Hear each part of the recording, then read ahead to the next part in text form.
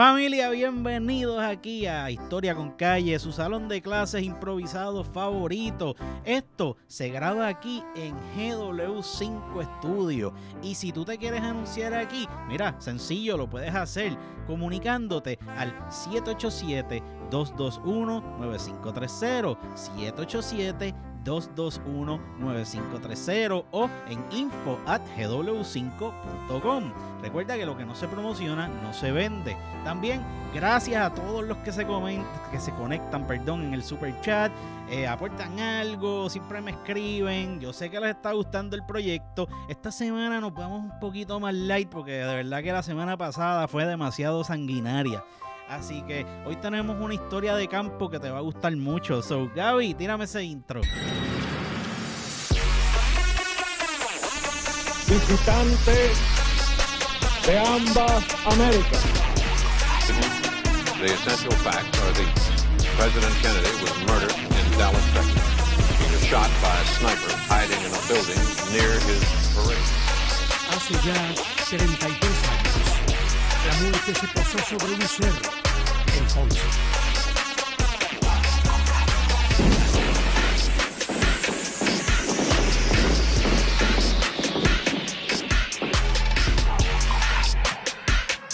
Those aboard leaping for life from a flaming inferno. The actual crash of the Hindenburg.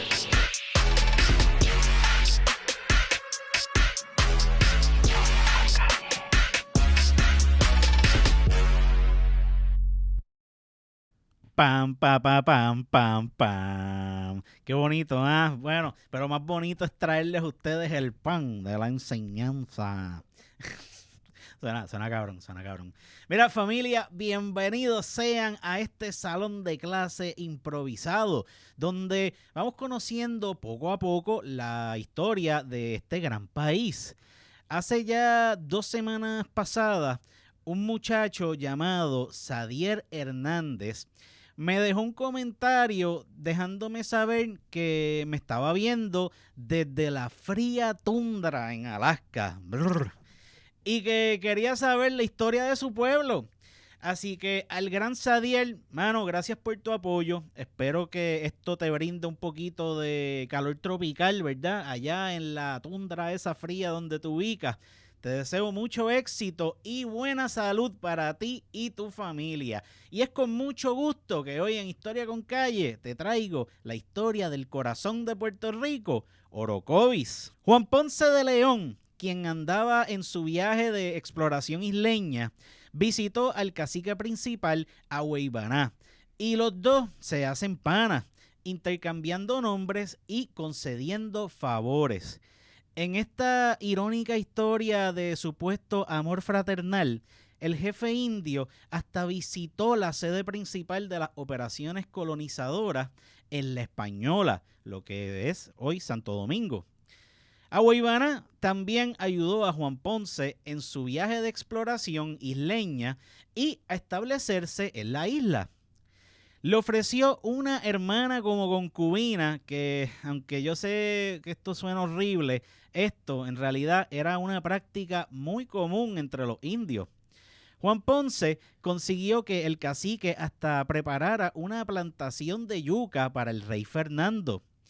Se dice que esta supuesta amistad venía de los consejos que la madre del cacique ofrecía, ya que los indios tenían noticias del proceso colonizador en La Española. Los jefes más valientes se oponían a la dominación española en la isla, y estos eran Guaybaná el Bravo, Guarionex del Otoao, Casimar del territorio Canovaná, Yaurecibo de Vieques, Mabodomoca, Aymamón y Urayoán del noroeste de la isla. Estos guerreros se enfrentaron a los españoles en combate, sacrificando sus vidas para proteger su tierra. En Orocovis, la presencia taína era bastante abundante. De hecho, la cantidad de petroglifos de distintos tamaños en el área nos hace pensar que los indios pasaron mucho tiempo en este lugar, marcando las piedras y realizando inscripciones. Estas tierras utilizadas por los taínos hoy en día serían algo incómodas para vivir por el terreno donde están ubicadas. Algunas de las cuevas en el área fueron ocupadas por los taínos para poder escapar de la colonización española, además de que servían de refugio en tiempo de huracanes. Del cacique Orocovis se dice que tenía su sede en un conglomerado de aldeas indias entre lo que hoy es Barranquitas y Orocovis. Este cacique era el más importante en todo el partido de Coamo. La comarca del Jatibonico era extensa, cubría lo que hoy conocemos como Orocovis, Barranquitas, Aybonito y hasta la Sierra de Calley. El dominio de Orocovis colindaba con la región del cacique Ayuya y con el Otobao de Guarionex. La realidad se sabe muy poco de Orocovis, aunque muchos historiadores lo mencionan, excepto Salvador Brau, que le pichaba a casi todos los caciques. No se sabe si participó en la asamblea de caciques en febrero de 1511 para acordar el plan de rebelión, ni si participó en estos ataques. De lo que pude averiguar, Orocovis no tuvo participación en esos acontecimientos, ni fue escenario de batalla el centro de la isla. Los combates entre taínos y españoles fueron en su mayoría por el sur, el noroeste, el noreste y Vieques. Las batallas que determinaron el curso de nuestra historia se dieron entre Añasco y Aguada. J. Augusto y Salvador Perea mencionan a Orocovis en la repartición de indios realizada por Juan Cerón en noviembre de 1509, cuando sustituye a Juan Ponce de León como gobernador de la isla. Cerón fue nombrado por Diego Colón, quien era el hijito de Cristóbal Colón. Diego Colón ganó un pleito en las cortes contra el rey Fernando por los derechos de heredero del título de gobernador de las Indias al morir su padre en 1506. Cuando Juan Cerón llega a la isla, reorganiza la distribución de indios que ordenó Ponce de León y procede a quitarle los indios a los colonos que eran parte del grupo de Juan Ponce para colocarlos con los colonos que eran parte del grupo de Diego Colón. Hasta entonces, Orocovis trabajaba para Juan Ponce de León y se reasigna a Diego Colón. El resto de los indios se reparten a Cristóbal de Sotomayor. No se sabe si Orocovis se quedó aquí en la isla o terminó en la Española. De ahí en adelante, el nombre Orocovis solo es mencionado como referencia a cabalgadas o incursiones que realizaron capitanes colonos entre 1512 y 1513 en las tierras del cacique y otros lugares para cazar y esclavizar indios. Para el siglo XIX se funda la mayoría de los pueblos en Puerto Rico. La creación de estos se da debido a la creciente inmigración de extranjeros y el rápido crecimiento poblacional en este siglo. En el episodio de la prostitución ya les mencioné que esto se da por leyes de la corona que fomentan la inmigración a Puerto Rico. Muchos de estos inmigrantes se establecen en las montañas y se dedican en su mayoría a la agricultura. Los corsos, por ejemplo, cultivaban café en Yauco, Juanadías, Villalba y Adjuntas. La llegada de estas personas en la zona central hacen posible la fundación de nuevos pueblos como Naranjito, Barros, que fue Orocovis, Comerío, Lares, Aybonito y otros. Para los primeros 25 años del siglo XIX ya habían 56 pueblos en la isla, siendo Barros el último en fundarse para 1825. En los primeros años de este siglo, Puerto Rico fue azotado por terribles desastres naturales. Un 9 de septiembre de 1824, el huracán San Pedro de Clavel o la Monserrate arrasó con el suroeste del país y un año más tarde, a 4 meses de fundar el pueblo de Barros, arrasa con la isla el huracán Santa Ana. Un fenómeno natural que dejó, que se sepa, 374 muertos, 1.210 heridos y pérdidas incalculables a hogares y a la agricultura. No sabemos si este huracán afectó a las familias que vivían por este territorio, pero sí sabemos que habían 75 familias de campesinos humildes viviendo en casas de madera y bohíos construidos de yaguas y palma de sierra. La situación en la que vivían estas familias o cualquier daño que causaron estos temporales no frustraron los esfuerzos y sacrificios realizados por los vecinos para la creación de un poblado con su casa del rey, la alcaldía y la iglesia. Los trabajos y preparativos para crear un nuevo pueblo se llevaban a cabo meses antes de que el huracán Santa Ana azotara la isla el 26 de julio de 1825 y fueron encabezados por un grupo de ciudadanos dirigidos por el fundador Juan Rivera de Santiago. Un 25 de mayo de 1825, los vecinos del barrio Orocovis van ante el alcalde de Barranquitas, Cecilio de Aponte, expresando que le daban a Juan de Rivera y Santiago el poder para que en su nombre y en representación de los vecinos compareciera ante el gobernador de la isla para la creación de un nuevo pueblo en el sitio de los Barros, que correspondía al barrio de Orocovis y cuyos habitantes eran vecinos barranquiteños. Así sale Don Juan para San Juan. Los caminos en esos tiempos eran horribles, pésimos, y no se comunicaban entre los pueblos por donde se debía pasar. Había que cruzar montañas, montes, ríos y quebradas para poder llegar ante el gobernador. Un 5 de julio de 1825, Juan de Rivera y Santiago logra llegar ante el gobernador de la época, Miguel de la Torre. Teniendo el poder y el consentimiento de los vecinos de Orocovis y de la jurisdicción de Barranquitas para poder tratar por todos los medios de conseguir el permiso para la fundación del nuevo pueblo llamado Barros. La gestión realizada por Don Juan fue exitosa y el gobernador concede el permiso para crear el pueblo. Al recibir el permiso para crear este nuevo pueblo, habían en la región 420 personas esparcidas por el extenso territorio. El barrio Barros pertenecía a la jurisdicción de Morovis y el barrio Orocovis pertenecía a Barranquitas. Un 15 de julio de 1825 se le compra a Eulalia de Rivera unas 15 cuerdas de terreno en el sitio de los Barros para erigir una nueva población. 14 de las cuerdas se venden por 35 pesos y se regaló una como aportación a la empresa comenzada. Así comienza en Barros la construcción de la Casa del Rey y otras obras. El centro del pueblo, entonces, quedó a media legua del barrio Orocovis y a una del barrio Barros, pero el lugar que seleccionaron trajo inconvenientes por lo lejos que quedaba de sus aguas y lo trasladan al barrio Orocovis manteniendo el nombre original de Barros. Ya por fin, un 10 de noviembre de 1825, nace el nuevo pueblo bajo la dirección de su capitán poblador Juan Rivera y de Santiago. El desarrollo del nuevo pueblo fue lento en sus primeros años. Los habitantes trabajaron fuertemente con el propósito de convertir la región en un centro agrícola y comercial de importancia.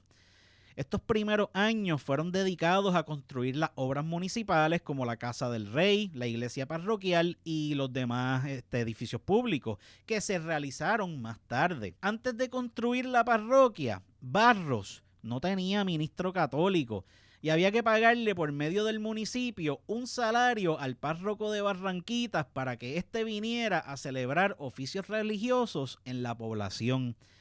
Estos servicios se daban en un ranchón que era propiedad de Juan Rivera y Santiago. Ante la necesidad de un cura en el pueblo, un grupo de vecinos se comunica con el obispado de la isla un 3 de julio de 1825 para disponer de los servicios de José Rafael Rodríguez, cura del pueblo de Yabucoa.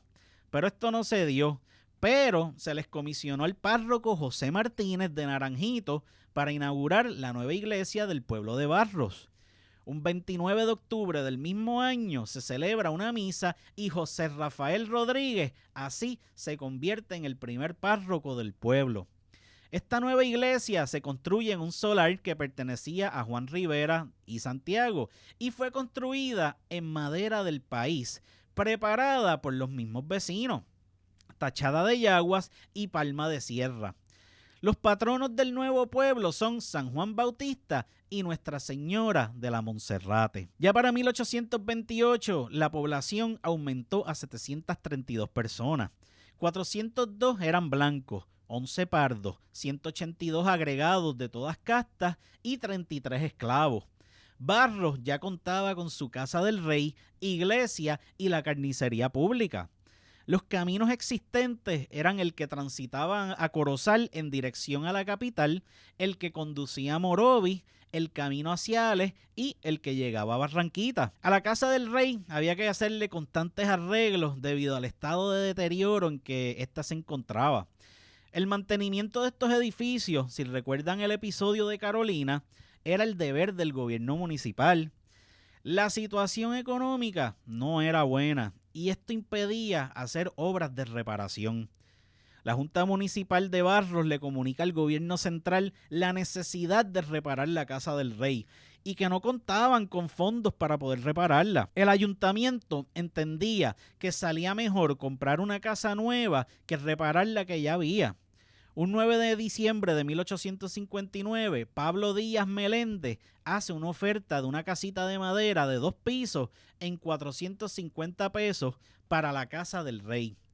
Algunos insistían en reparar la vieja casa del rey, pero el director de Obras Públicas rechazó esta acción.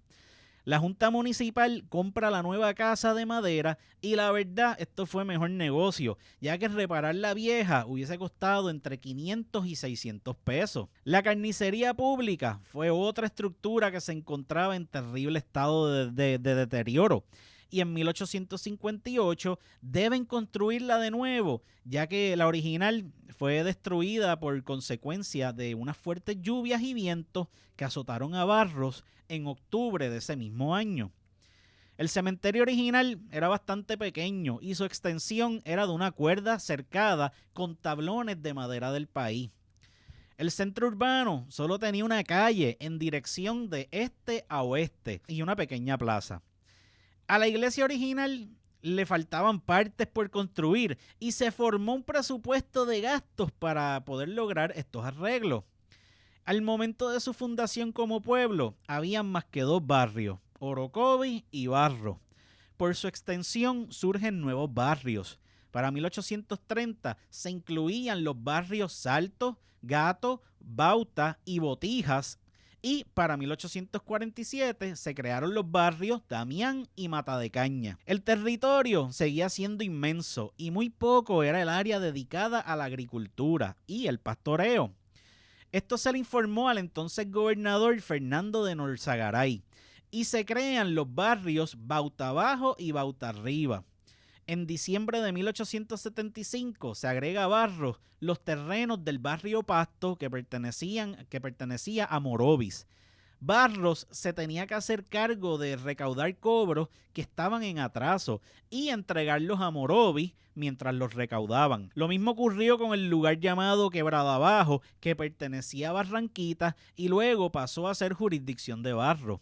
Ya para finales de 1878, Barros contaba con 17 barrios: Orocovis, Gato, Mata de Caña, Pasto, Sábana, Botijas, Bermejales, Collores, Bauta Arriba, Damián Abajo, Bauta Abajo, Cacao, Ala de Piedra, Barros, Damián Arriba, Pellejas y Saltos. Así se mantuvo hasta 1895, cuando un 10 de abril el barrio Pasto se anexó al pueblo de Morovis. En 1827 el gobernador de la isla pone tenientes a guerra para hacer el papel de alcaldes reales, quienes se desempeñaban en estos puestos por la Real Cédula del 6 de junio de 1816. Esto se hace con la idea de administrar mejor la justicia y buscando un mejor desempeño de las funciones gubernativas en los pueblos de la isla. Se crean 6 jueces letrados con el título de alcaldes mayores, quienes estaban a cargo de los 6 partidos en que estaba dividida la isla, que eran Humacao, Coamo, Caguas, San Germán, Aguada y Arecibo. Los alcaldes eran subdelegados de Real Hacienda y tenían un sueldo de 800 pesos anuales. Estos se supone servían 5 años y eran nombrados por el rey en consulta con el Consejo de Cámara de Indias por la Secretaría del Despacho Universal de Gracia. Pasado este tiempo, se podían promover o trasladar sin cesar sus oficios si no desmerecía su conducta, o sea, si se portaban bien. La división de la isla era con fines militares para organizar los batallones provinciales. Por ejemplo, la capital, que estaba a cargo de Vega Baja, Vega Alta, Corozal, Toa Alta, Naranjito, Bayamón, Guaynabo, Río Piedras, Cangrejos, Trujillo Alto, Trujillo Bajo, Loíza y Luquillo. Humacao tenía a su cargo Fajardo, Naguabo, Las Piedras, Yabucoa, Patillas y Guayama. Coamo tenía a su cargo a Ponce, Juanadías, Barranquitas, Daban Grande, Cabo Rojo, Mayagüez y Añasco. Aguada, que tenía a su cargo Aguadilla, Rincón, Moca, Pepino e Isabela. Arecibo manejaba lo que era Morovis, Manatí, Ciales, Barros, Utuado, Atillo, Camuy y Quebradillas. El gobierno de Juan de Rivera de Santiago duró hasta 1834 y un 17 de julio entra a servir como teniente de guerra Francisco de Sales Díaz, que sirvió hasta 1835. La obra de estos hombres fue extraordinaria, entre ellos, la Casa del Rey y la iglesia estaban casi terminadas y más de 12 viviendas se construyeron en la zona urbana. En 1836, Barros tiene su primer gobierno municipal con su nuevo alcalde electo en una elección celebrada en octubre de 1836, siendo nombrado como alcalde Cecilio Aponte. Entre las funciones de este nuevo gobierno municipal estaba el registrar a los habitantes que reunieran los requisitos que los cualifican como electores, siendo los únicos con derecho a votar en las elecciones celebradas en Barros. En estas primeras elecciones, los alcaldes se escogían por una cantidad bien mínima de votos. Para 1841, Cecilio Aponte se nomina para un nuevo término y ganó por 7 votos, pero no pudo ocupar el nuevo puesto de alcalde, ya que la reelección no fue aprobada por el gobierno central. El puesto se lo lleva Blas de Rivera, quien empieza a realizar una descripción de las obras públicas que existen en el pueblo y sus condiciones. Aunque Blas de Rivera era alcalde, quien sirvió como alcalde accidental en realidad fue Máximo Torres.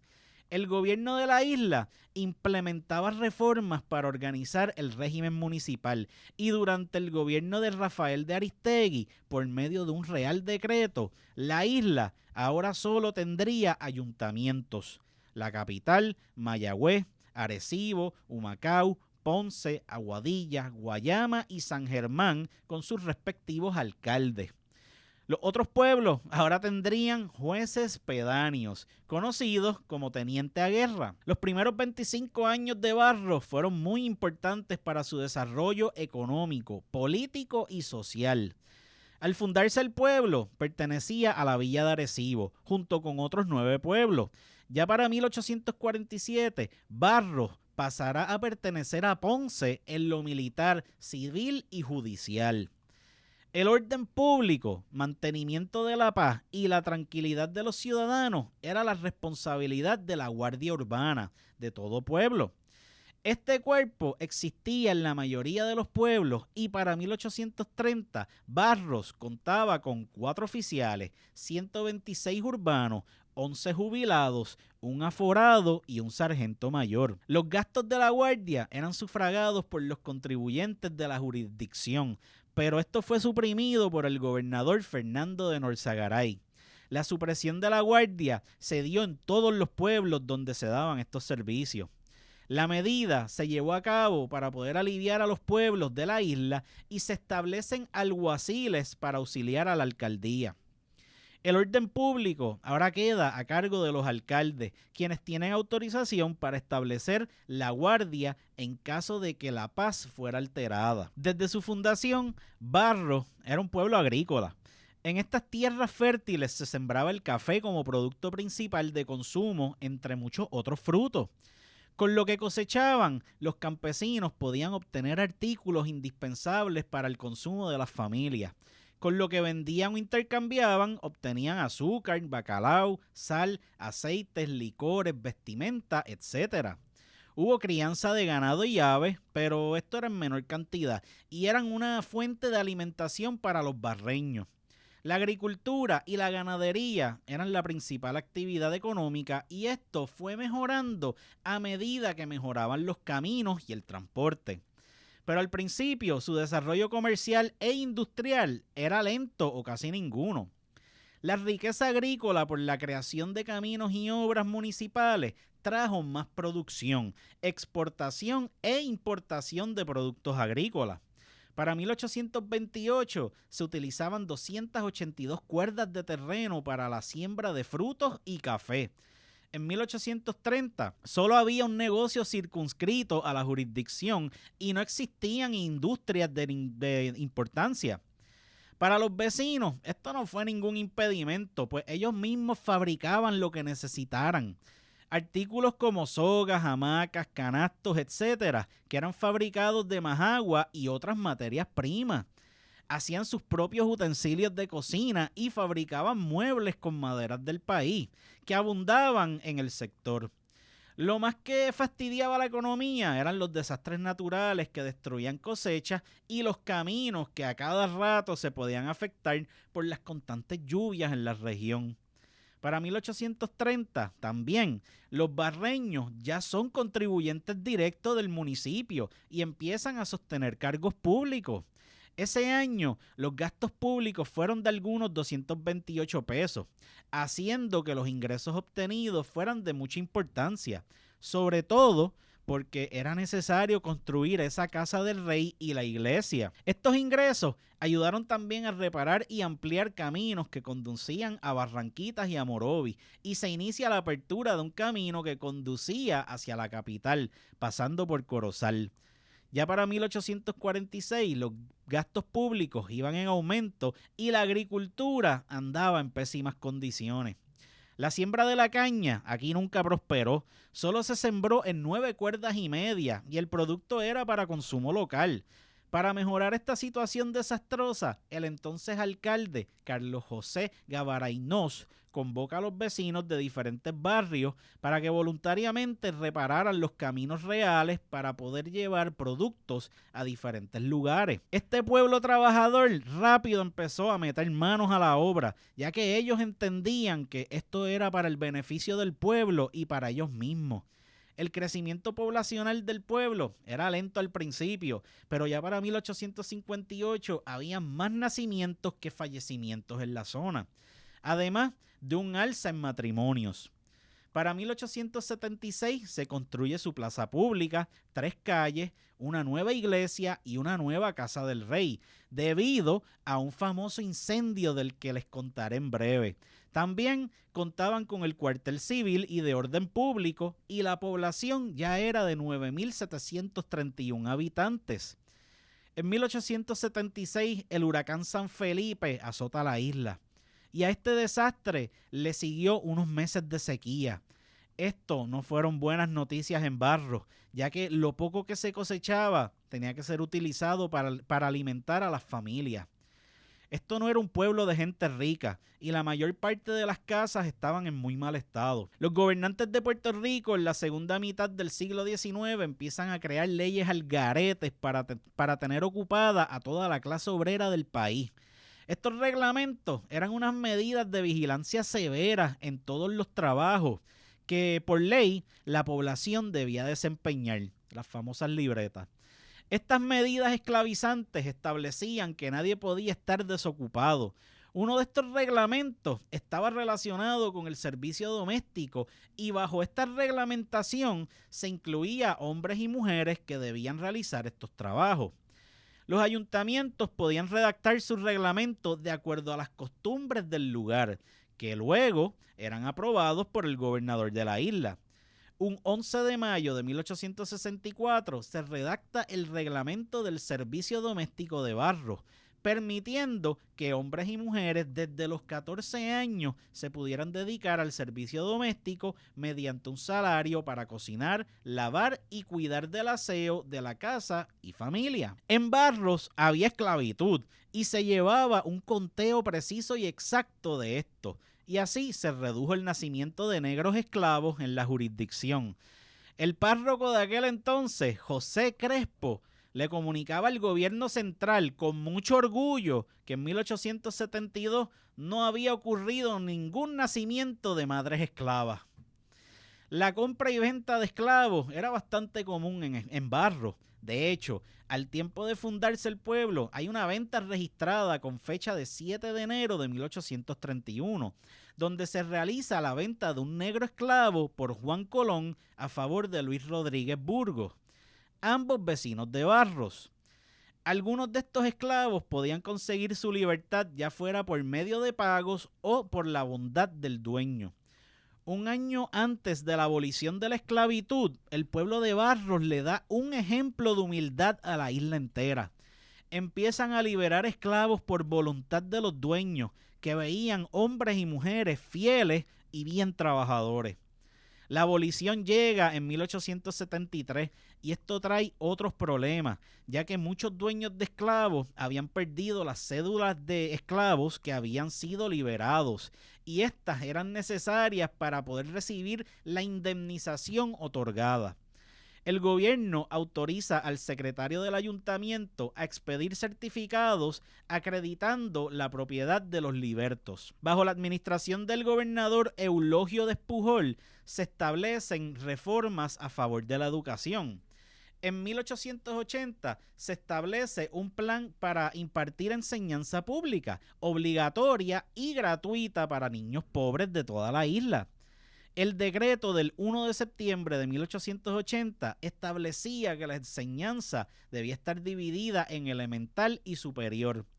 La primera enseñanza elemental contaba con asignaturas como doctrina cristiana, historia, lectura, escritura, gramática castellana, aritmética, sistema de medidas, pesos y monedas, geografía, agricultura, industria y comercio. Era obligatoria la educación elemental y se penalizaba a los padres, tutores o encargados que no enviaran a la escuela a sus hijos desde la edad de 6 hasta 9 años. Y si no podías pagar, se te daba la educación de gratis con una certificación expedida por el alcalde, párroco y autoridades locales.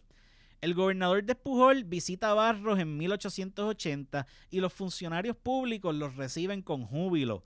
Se habló de mejorar el pueblo y se urge la intervención del ayuntamiento para buscar fondos para mejorar caminos y otras obras públicas. En esta visita se habló de vigilar las escuelas para lograr que el mayor número de alumnos recibiera educación. Velar que los profesores cumplieran con sus funciones como educadores, se responsabiliza a los padres en cuanto a la asistencia de los alumnos y velar que los niños fueran a la escuela con regularidad y puntualidad. Esto fue muy importante para el desarrollo de la instrucción pública en Barros. En 1855, una epidemia de cólera morbo atacó a casi todos los pueblos de la isla, dejando 30,000 muertos. El pueblo de Barros fue uno de los pocos que se libró del contagio, según Coli Toste. Junco, Caguas, Naguabo y Aguas Buenas fueron los pueblos más afectados. La Gaceta de Puerto Rico, sin embargo, informaba que la epidemia dejó mucha gente viuda y huérfana en Barros. El pueblo de Barros estaba lleno de gente de buen corazón, ya que los vecinos hicieron aportaciones económicas para ayudar a las víctimas de la epidemia y hasta acudieron al socorro de estos. Ya para 1897 llega una epidemia de sarampión y esta sí afectó a toda la población barreña. Se tomaron medidas por el gobierno central para evitar la propagación al cerrar todas las escuelas y se evitó la aglomeración de niños mientras continuara la epidemia. Pasa el tiempo, se acaba la pandemia y Barros se le hacía imposible establecer sus escuelas. La situación económica del municipio y el problema de poder conseguir profesores disponibles para ocupar plazas vacantes hacía difícil el cumplir con las nuevas reformas. Logran en 1880 conseguir al profesor Joveniano Rodríguez, pero el exceso de niños que asistía a la escuela creó un problema de hacinamiento por la poca capacidad de la escuela. El profesor se quejaba para que ampliaran la escuela y protestaba por las deudas contraídas en relación al alquiler de la casa usada como escuela. La corporación municipal acordó ampliar la escuela y pagar 3 pesos por alquiler de la casa escuela. Las reformas educativas no funcionaron en Puerto Rico y con la llegada de la invasión norteamericana, el 79.6% de la isla eran analfabetas. Las obras que tardaron 50 años en construirse con tantos sacrificios llegaron a su fin en minutos por un terrible incendio en el pueblo un 15 de junio de 1875. La verdad no se sabe cuál fue el origen del incendio, pero los daños fueron incalculables. La casa del rey quedó inservible y añádele que 28 casas terminaron en cenizas. Muchos estaban sin hogar y en miseria. La iglesia también fue destruida por las llamas, igual que la madera preparada para la construcción de una nueva. El alcalde Eduardo Delgado y el gobierno general tomaron medidas para ayudar a las víctimas y por medio de un decreto se solicitó ayuda inmediata de todos los puertorriqueños. Si hay algo que distingue al boricua es su humildad y su generosidad en momentos difíciles. Ricos y pobres aportaron alguna cantidad de dinero para ayudar a las víctimas. Lo que se recaudó no cubría la cantidad estimada en pérdida, pero resolvió problemas inmediatos de las víctimas más necesitadas. La iglesia se vuelve a construir con la ayuda de todos los vecinos y en lo que se culminaba se celebraban los servicios religiosos en un almacén de Dolores Arroyo. Para febrero de 1884 se inaugura la nueva iglesia según una carta del párroco Justo Riaño al obispo de San Juan. La casa del rey no tuvo la misma suerte de la iglesia. Para poder repararla, tomaron los fondos de educación, el dinero de alquiler y el sueldo de la profesora. Con el tiempo tuvieron que vender la propiedad ya que no se podía reparar. Uno de los problemas más grandes que tuvo Barros desde su creación fue la falta de médicos. Para poder ayudar a los enfermos en el pueblo era necesario traer médicos de Morovis, Barranquita y Coamo. Esta situación era común en casi todos los pueblos, excepto San Juan, Mayagüez, Ponce, Aguadilla, Manatí, Humacao y Guayama. Los médicos que aquí llegaban se les pagaba con fondos municipales por los servicios prestados a la comunidad. Se les pagaba por distancia y debían dar servicio gratis a los pobres. Así, debía el médico visitar todos los barrios del municipio. Por la poca atención médica y la falta de medicina, muchos morían. Los niños eran los más afectados, sobre todo en épocas de epidemia. Para finales del siglo XIX, la situación económica de Barros sigue mal.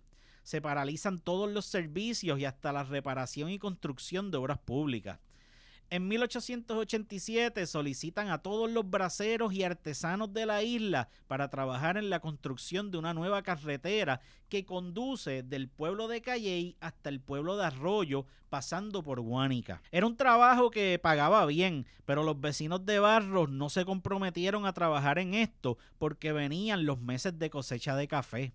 Cosa irónica, ya que la mayor parte de la cosecha del café en la isla se perdía debido a la falta de mano de obra para el recogido, gracias a las condiciones en los caminos y de transporte existentes en el pueblo. Luis Muñoz Rivera, preocupado por los barreños, se quejaba con el gobierno por el mal estado de los caminos y cómo ésta tenía un efecto negativo donde se cosechaba y se recogía el mejor café del mundo. La crisis empeoró y para colmo los artículos de primera necesidad aumentaron de precio por los cargos por el ayuntamiento. Así vino un entra y sale de alcaldes y la situación presupuestaria no mejoraba. La esperanza de progreso se veía venir con la construcción de una carretera que unía las alturas de Aybonito, Barros, Jayuya, Utuado y Adjuntas.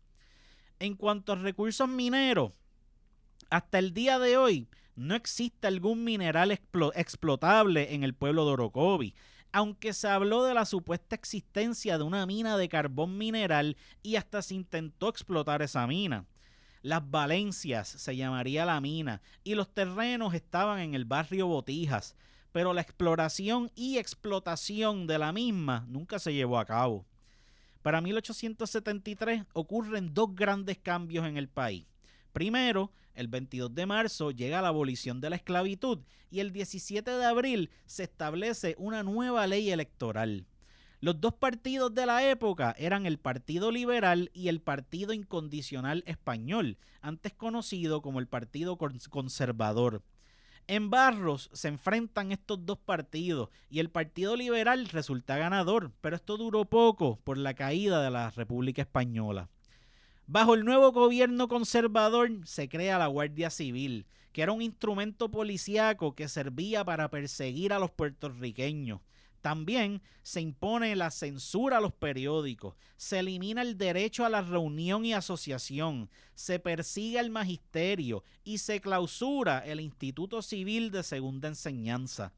El Partido Liberal empieza a pasar por un periodo de crisis y hasta pierden en las elecciones frente al Partido Conservador Incondicional. Esto trae un 7 de marzo de 1887 una importantísima reunión convocada por el Comité Liberal de Ponce, donde se reúnen figuras como Román Valdoriotti de Castro, Guillermo Oppenheimer, Luis Gautier, Martín Corchado, Marical Morales, Lázaro Martínez, Antonio E. Molina, José R. Abad, delegados de los pueblos, incluyendo líderes liberales de Barros.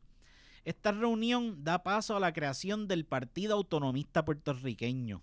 De ahí en adelante, la situación política no cambió mucho.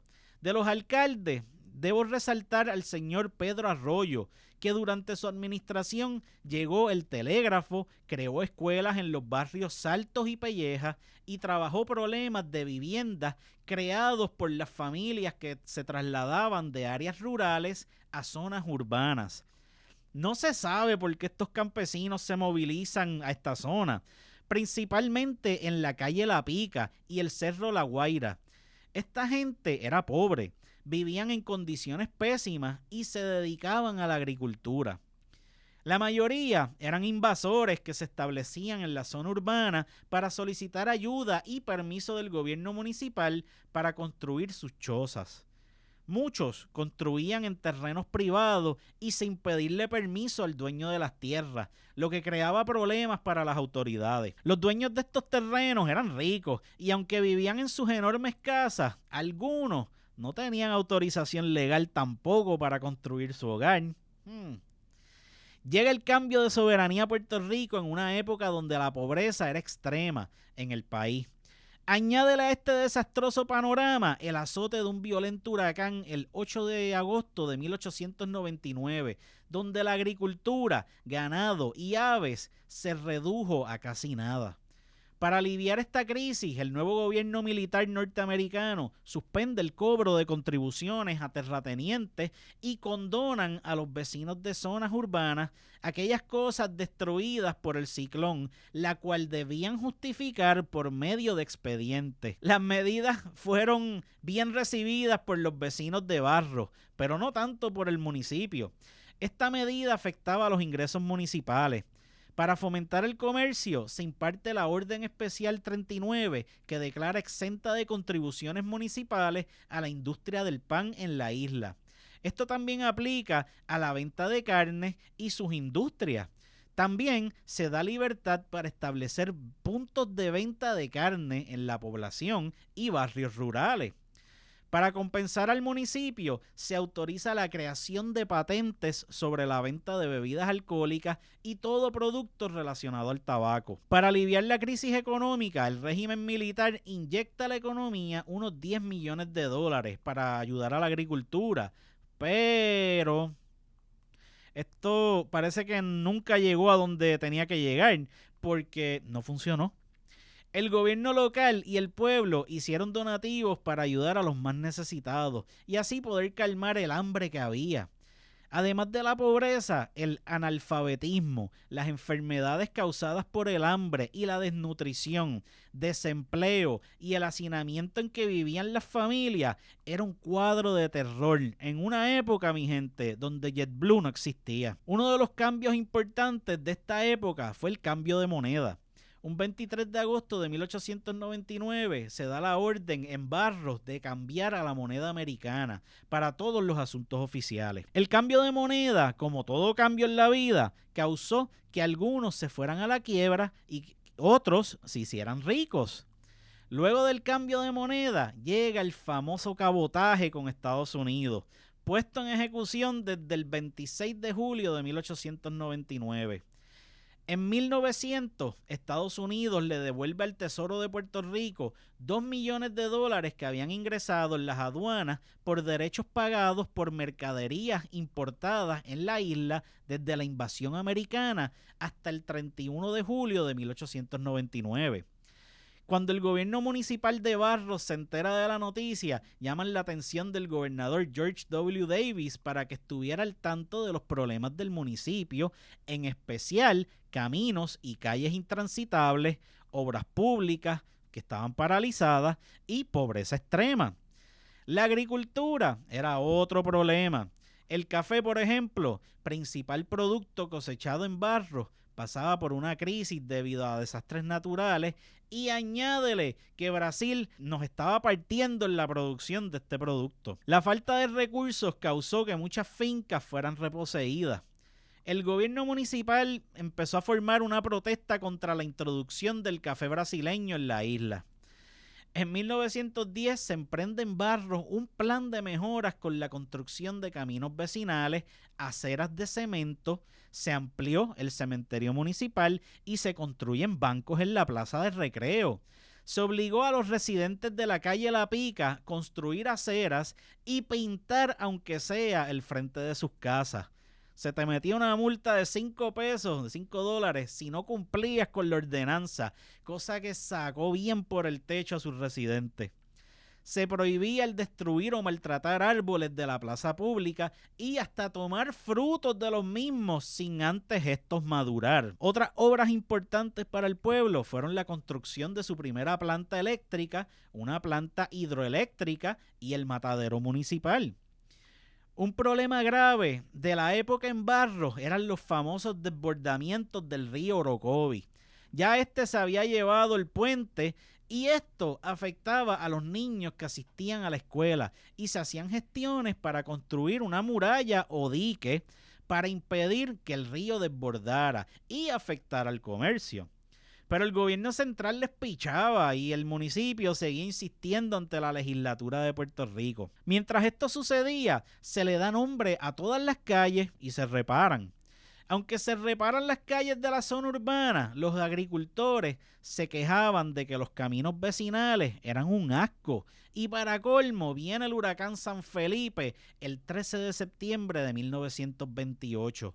Una tormenta más fuerte y violenta que María. El municipio de Barros quedó totalmente destruido. Hasta el archivo de la casa parroquial se destruyó, perdiendo libros de matrimonios, bautismos, etc. Al extremo que no tenemos ningún libro parroquial anterior al 1928. El párroco fue arrastrado por las aguas y los vecinos lograron salvar su vida. Hasta los ricos se declararon en quiebra.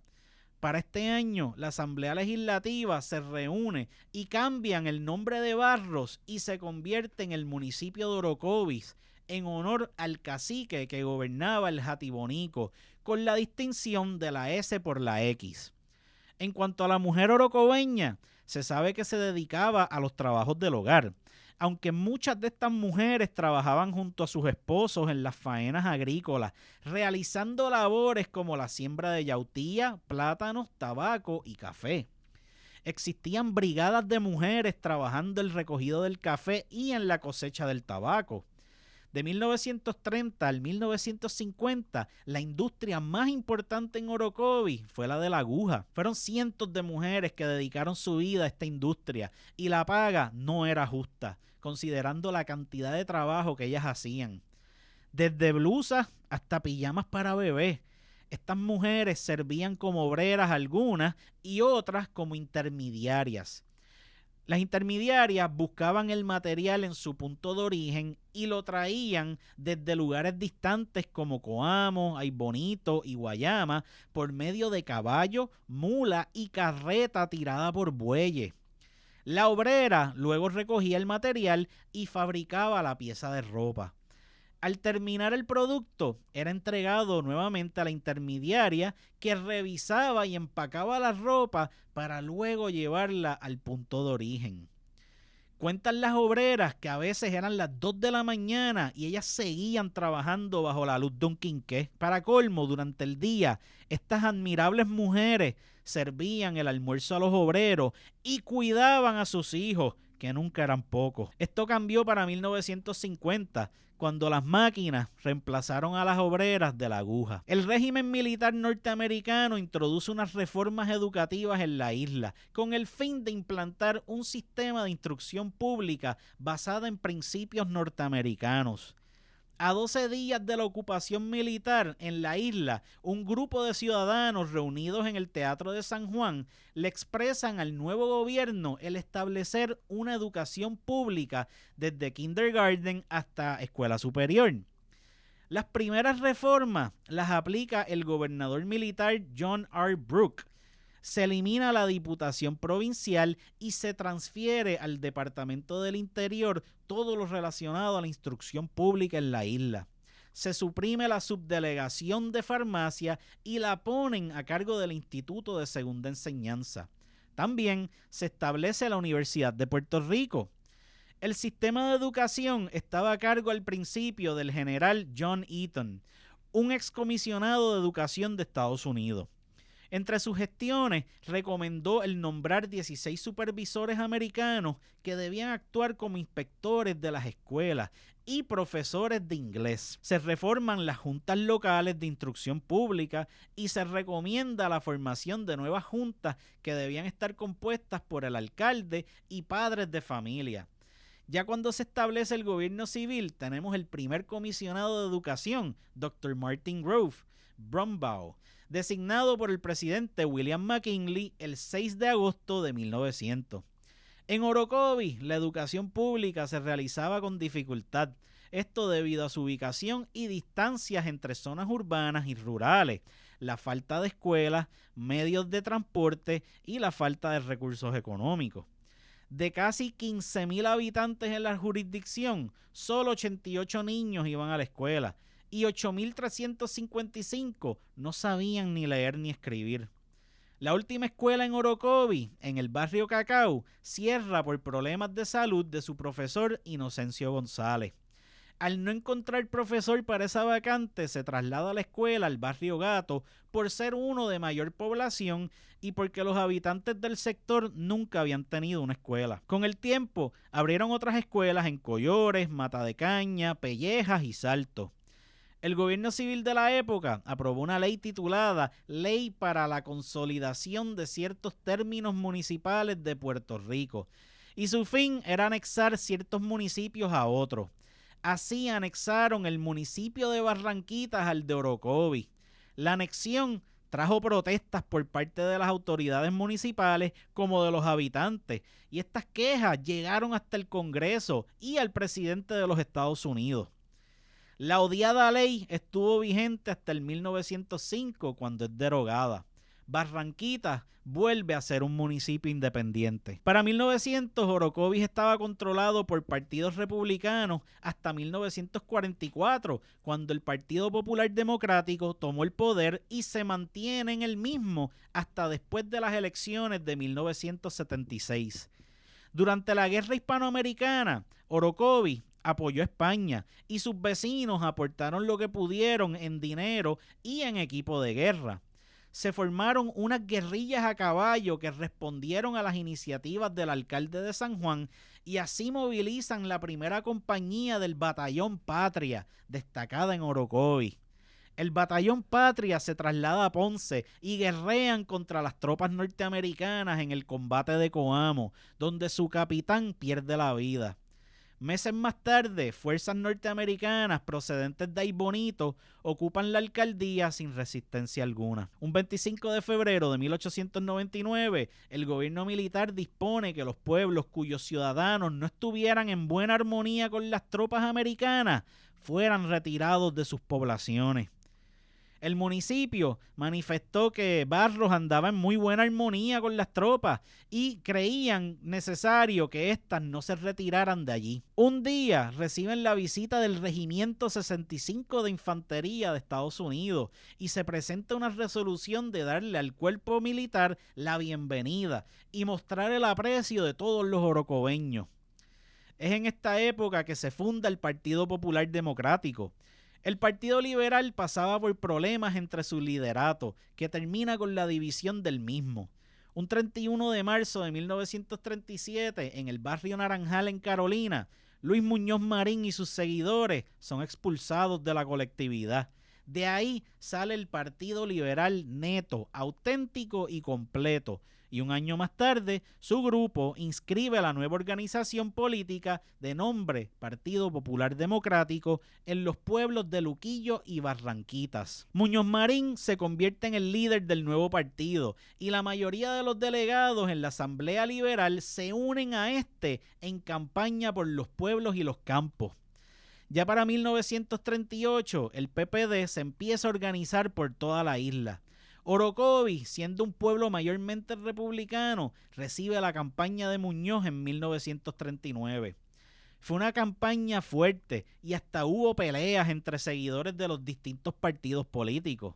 La campaña de Muñoz estaba basada en la necesidad de liberar al pueblo de la incertidumbre social y económica que por años sufría. Reducción de contribuciones a los pobres y cobrarle a los ricos, repartir tierras, eliminar el latifundio. El latifundio son haciendas que pertenecían a un solo propietario. Llevar alumbrado, hospitales y escuelas eran los issues de campaña. La campaña del 40 fue fuerte y trajo problemas. Unos meses antes de las elecciones, los populares celebran una actividad política en la plaza de Orocovis.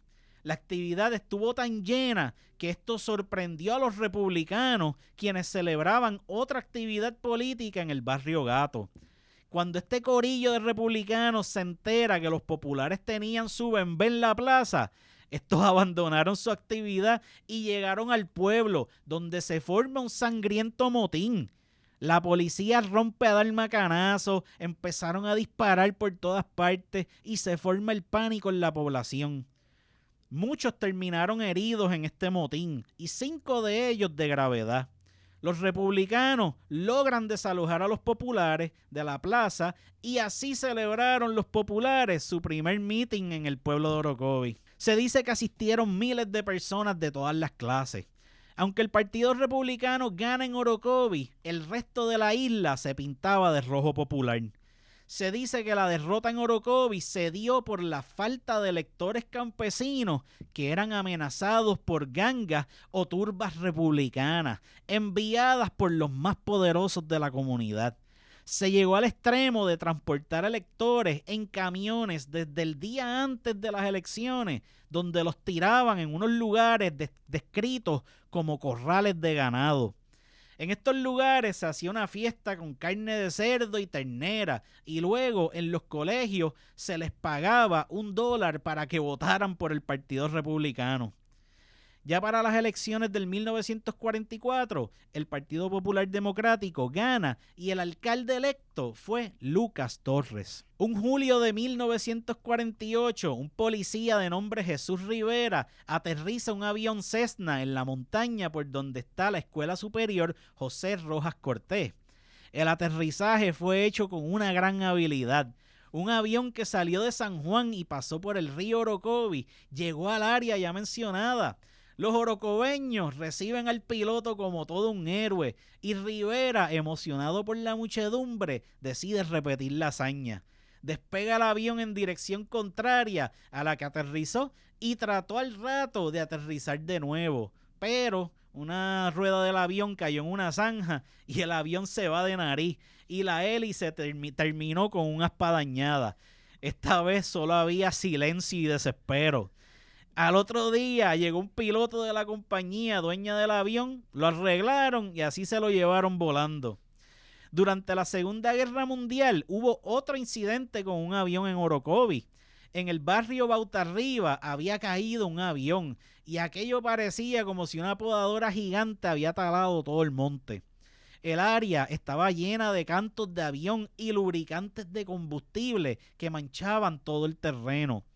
Un DC-3 del ejército había caído y hasta ese lugar llegaron los vecinos del pueblo.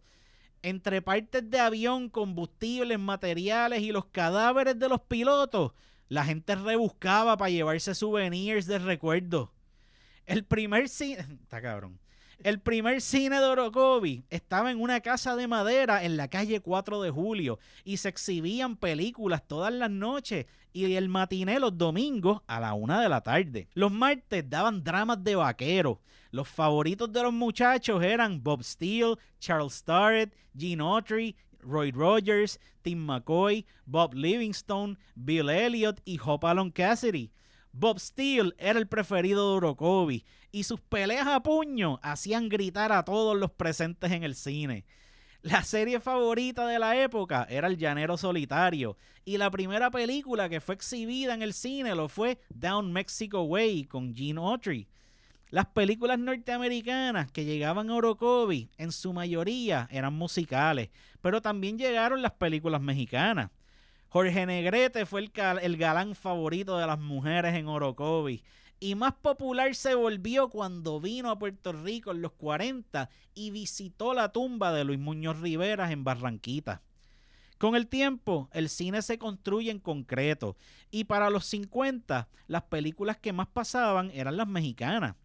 Para finales de los 30, entre la casa parroquial y la casa de la familia Otero Vilardebó, había un solar donde se formó un circo. Los acróbatas del circo hicieron una bonita relación amistosa con la gente de Orocovi y además de hacer sus presentaciones, hacían manualidades que vendían en el circo y por el pueblo. Antes de la invasión norteamericana, llega un chino con su familia a Orocovi.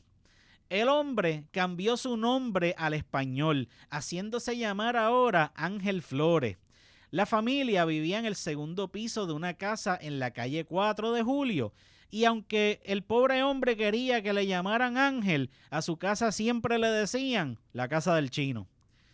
La mayoría del trabajo en mampostería lo hizo Ángel, en especial las aceras de Orocovi. Su obra maestra fue la construcción de su propia tumba. En el cementerio La Pica había una estructura cilíndrica de concreto que tenía un hueco en su centro y adentro una campanilla. Cuenta la leyenda pueblerina que cuando el alma de Don Ángel salía de la tumba, sonaba la campanilla, bajaba a beber agua en el río y al volver sonaba de nuevo aquella campanilla. Ya para 1952, la tumba del chino ya no estaba, debido a que encima del cementerio construyeron casas. En las crónicas de Barros de Pedro Arroyo Viva se menciona que Ángel Flores construyó un cañón para enfrentar a Estados Unidos en 1898. Él mismo se construyó de madera y al encender la mecha el cañón voló en 1000 pedazos. Y así terminó en la historia de Orocovi el cuento del cañón del chino. Todo orocobeño nacido antes del 1940 hacía su llegada al mundo por medio de comadronas o parteras, mujeres muy respetadas y admiradas por todos. Todo aquel que nacía con la asistencia de la comadrona se refería a ella como madrina. Las parteras de Orocovi fueron Doña Fela de Sana Muertos, Doña Lola del Cerro La Pica y Doña Pancha en el barrio Saltos. Hasta el 1947, cuando uno se moría en Orocovi, tu cadáver se ponía dentro del ataúd en tu casa, se llevaba a tu iglesia y de ahí llegabas al cementerio. Eso de la funeraria, eso era un sueño de futuro. Así que los velatorios eran en tu casa.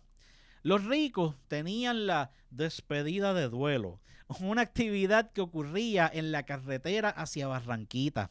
En ese camino siempre se hacía una parada en una curva donde un hombre de apellido Bracetti vivía allí con su familia. Esta era la curva de Bracetti, donde se escogía una persona seleccionada por la familia del difunto para que dijera algunas palabras bonitas del muerto. Para los años 30, la mayor parte de la población padecía de lombrices intestinales, siendo esto mortal en los niños. Un chamaquito con lombrices intestinales tenía el abdomen protuberante y se veía pálido. A veces podían tener tantas lombrices que les salían por la boca, la nariz y hasta por el culo. Con la mala higiene, los niños más pequeños se reinfestaban. En esta época, el noble arte del buen cagar se hacía en el monte, y de esta manera, tanto humanos como animales podían traer huevos de lombriz para la casa. Esto se pudo combatir con el tiempo, en parte con la construcción y el uso de las letrinas. También en las escuelas se administraban unos purgantes por medio de pastillas de quenopodio y te las bajabas con jugo de China. Por la mala nutrición y lo fuerte que eran los purgantes, algunos niños sufrían de mareo. Los purgantes se administraron porque era más rápido y fácil que estar haciendo exámenes de excreta. Otras enfermedades comunes en la época eran el parásito intestinal conocido como solitaria o tenia, la uncinaria que producía anemia y fatiga mientras consumía la sangre del huésped, la triquinosis, que es una larva que penetra la fibra muscular y produce dolores intensos. La triquinosis es la causante de un famoso refrán, ya que se adquiría por comer carne de cerdo infestada. Si la lengua tenía esferas blancas, el doctor llegaba a la conclusión que comiste carne de cerdo dañada, y la gente decía que el cerdo tenía pepitas. El refrán, ese no tiene pepitas en la lengua, o ese lo es pepita todo, viene de la triquinosis. Otras condiciones que afectaban a nuestros hermanos orocobeños lo fueron también la amebiasis, que era conocida como pujos, porque te producía dolor intenso y deseos de cagar. La bilharziasis, que irrita e inflama el intestino y el hígado. El tétano, la sarna humana, la nigua, que era un parásito que causaba mucha picazón y úlceras, pulgas, piojos y la malaria. El dengue, el sarampión, la tuberculosis, la gonorrea, sífilis, chancros y ladillas eran también súper comunes. La única enfermedad que no encontré que afectara a Orocovis entre los 1930 a 1954 era la poliomielitis, o sea, el famoso polio. El entretenimiento en Orocovis entre los 30 y 40 era escaso, y esto hacía que se formara mucha fiesta familiar. Lo que era Nochebuena, Navidad, Reyes, las madres, los padres, despedida de año y Año Nuevo eran fechas de ponerse su mejor ropa y debía ser nueva. Se preparaban en las casas arroz con gandules, lechón, morcillas, pasteles, arroz con dulce y coquito. Con las famosas promesas se le pedía a Dios algún favor y a los reyes. Los vecinos, amigos de la familia y medio mundo llegaban a mostrar su respeto. Era una fiesta abundante en comida, bebida y música. Era la visita la que traía la música y tocaban y cantaban antes de entrar a tu casa. Cuando llegaba un grupo, luego de cantar, eran recibidos por los dueños del hogar con un que Dios, la Virgen y los 3 santos reyes les bendigan. Entren y cómanse algo. Las fiestas patronales se celebran en junio, siendo el 24 el día de San Juan Bautista. En la plaza colocaban las machinas como la estrella, sillas voladoras y los botes. Había para los adultos las picadas, donde había una mesa con un paño de hule que tenía pintado números para apostar. Caballitos de carrera, topos en el candungo, ruleta con bolita, ruleta vertical, el pote con agua y un vasito en el fondo para tirar monedas y las cajetillas de cigarros Lucky Strike para tirar monedas que debían caer en el círculo de la cajetilla. Había música en tarima con orquesta para el bailador. La orquesta de William Manzano de Mayagüez era la favorita por la calidad de sus interpretaciones. Los niños tenían que invertírselas para entretenerse y sus juegos favoritos eran ambos a dos, matarilerón, la billarda, bolita y hoyo, charpa, choli cuarta, la cebollita, escondite, gallitos, guiando el caballito, jacks de metal y bolita de goma, pase misa, paseo a caballito, paseo al cuello, paseo en ancas, paseo en la sillita y los trompos. En Orocovis existió un árbol de mango que se convirtió en su símbolo. Parecía un vigilante y defensor del pueblo y estaba localizado en una colina por La Vega. Por ser un árbol de clima cálido, este árbol nunca dio fruto. aunque se decía que el famoso árbol existió desde antes de la fundación de Orocovis. Pero no existen pruebas que apoyen esta teoría. El árbol nace entre 1840 a 1850 y cuenta la leyenda que un día el cura del pueblo en los años 20 venía cansado luego de visitar feligreses en los barrios y se detiene junto al mangó. Allí decide sentarse junto al tronco y bajo la sombra para refrescarse y descansar. Unas personas lo esperaban en la casa parroquial y al ver que no llegaba, envían un emisario a buscar al cura. Gran sorpresa que se llevó al ver al hombre bajo el árbol durmiendo. El emisario lo jamaqueó levemente y al no contestar, vuelve y lo hace más fuerte. Pero el cura no despertó. El hombre había muerto durmiendo bajo la copa del mangó. Por desgracia, este gran árbol fue derribado en el 2017 a consecuencia del huracán María. Durante el encuentro de Santero se hacía una actividad de relevo de la bandera de Puerto Rico y en esta actividad se juntaban niños desde el Museo de la Familia Vilés hasta el Mangó y se pasaban la bandera de mano en mano hasta llegar al Mangó y ahí se ataba a este. Las procesiones eran algo famosas en Orocovis. Estas salían de la iglesia y pasaban por la plaza y la calle 4 de Julio. La procesión más impresionante era la de Viernes Santo, donde la devoción católica se manifestaba de manera solemne y silenciosa. Se vestía de acuerdo a la ocasión y las mujeres llevaban un velo sobre sus cabezas en señal de devoción. Se cargaba una imagen de Cristo y la Virgen, que eran bien pesadas, y por lo tanto las cargaban los hombres más fuertes del pueblo.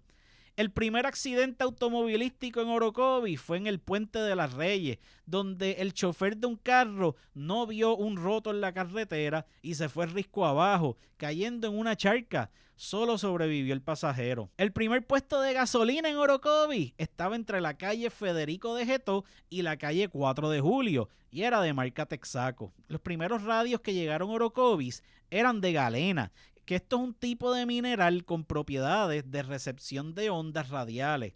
Ya para los 30 llega un señor de San Juan que vendía radios de onda corta y onda larga de marca American Bosch. Con estos radios se podía escuchar hasta la BBC en Londres. Muchos sintonizaban la BBC ya que transmitía eventos y noticias en español. De hecho, muchos orocobeños se enteraron del ataque a Pearl Harbor un 7 de diciembre de 1941 gracias a la BBC. Si has visitado Orocovis, de seguro has escuchado hablar del barrio Sanamuerto, un sector del barrio Damián Arriba que fue nombrado así por medio de leyendas pueblerinas. Una de estas leyendas dice que en los 20 muere un hombre y preparan su cadáver para velarlo. Al día siguiente, la comitiva acompañó los restos del hombre en su caja hacia el cementerio. Al llegar al río, escuchan ruidos y sienten jamaqueos dentro de la caja. Del susto, los que cargaban la caja resbalan en el río y la caja se cae. Al recuperar la caja, la abren y para la sorpresa de todos, el hombre estaba vivo. El hombre levanta su torso y pide agua.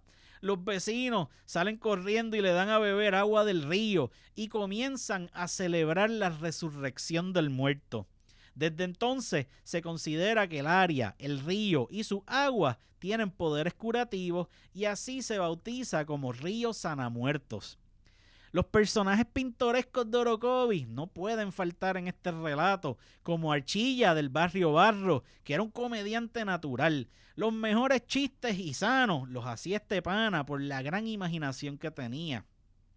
Cachón era otro, un señor bajito en estatura que caminaba derecho como soldado y siempre andaba sin zapatos. Se abotonaba la camisa hasta el cuello y doblaba sus mangas hasta el mollero. No tenía trabajo, pero hacía sus mandados y le gustaba darse el palo. Estaba Coamito, que era un señor de Coamo que vivía en Orocovis. Llegó al pueblo en unas fiestas patronales y montó una pica y decidió quedarse por varios años. Sus ingresos eran las apuestas y el juego de cartas.